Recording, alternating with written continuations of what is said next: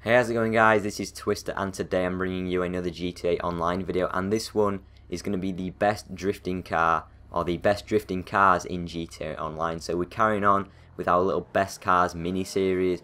So we've done the best cars to drive in first person, the best sounding cars, and the best slammed cars or lowered cars. I'll leave links to all of those videos in the description. If you guys have missed any of those and you want to catch up on them, you can do so by watching those.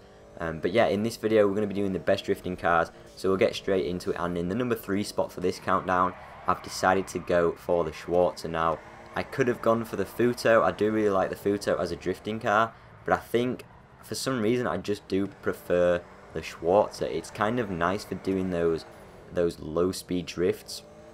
Obviously, with any drifting car, if you actually do the same trick as the stance or lowered cars by shooting the wheels and dropping them 2 levels below the lowest suspension in the customs, this will make the cars drift a lot better. So if you guys are actually good at drifting, then you really like these cars. And when you do shoot the rims and actually fully lower the cars and you drop them straight to the floor, that's what makes the cars really slidey, and that's what makes them perfect for drifting. So the cars in this countdown cater to doing that little method really well. And obviously in the background you actually just see me doing some drifting with all the cars in the countdown. Obviously I'm not the best drifter, so if you guys are actually really good at drifting and you guys can practice it, and obviously you've practiced it enough to be actually good at it, then you'll love these cars. But I'm not too good at it myself. I do want to practice though, because I do want to get good at drifting. But anyway, there is the Schwarzer in this countdown. And for the number 2 spot, I've decided to go for the Enos Windsor.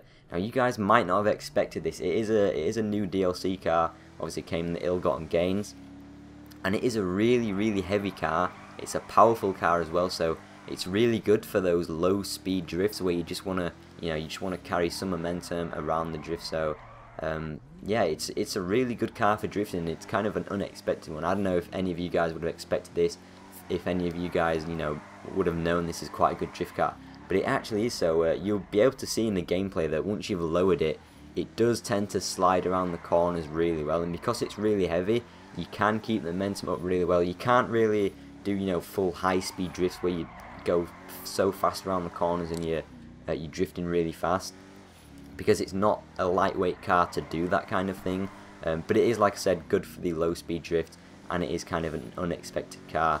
It doesn't handle too well for normal races, but it is quite fast. It does have a lot of power when you get the rear wheel spinning, so it is quite easy to drift in my opinion. It's probably one of the easier cars in this countdown to drift. You'll see the number 1 car. It's definitely a hard car once you get your practice done. But obviously if you start with the number 1 car, then you'll probably be able to drift with any car in the game. But as for the Windsor, like I said, a really nice drift car. Now, getting on to that number 1 spot, I've decided to go with the Banshee. Now, in my opinion, this is probably by far the best car to drift with, and it's probably also the hardest. And you'll be able to see it's a really snappy car, and it really can snap in and out of the drifts really quickly if you don't get the throttle control right and you don't get the counter steer right. And that's probably the hardest thing with this car. You need to be able to manage the throttle correctly and counter steer correctly in order to exit the drift with enough momentum, and that's something that I can't really do too well with this car. It's something I really want to obviously practice with, because it's so easy. If you just use too much throttle coming out of a drift, you can oversteer completely and fully do a full 360 and spin out.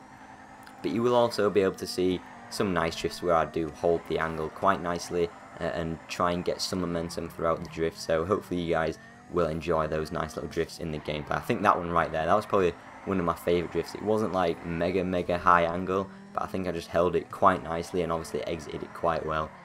So that's one thing you kind of just got to practice really. You just got to get a feel for it. The thing that I do is just kind of tap the handbrake whilst counter steering and modulating the throttle a bit. You don't want to go full throttle, otherwise, especially with this car, you will just completely oversteer and spin out. So there's a few little tips, I guess, and there we go. There's the top 3 best drifting cars in GTA Online. Hopefully you guys have enjoyed the video. If you did, make sure you do leave it a like, rating, and also subscribe to the channel if you are new and you want to keep up to date with all my videos in the future. As I said previously, make sure you catch up on with the other best cars countdown in GTA Online. I'll leave a link to those in the description. And with all that said, I'll hopefully see you all in the next video. See you later, guys.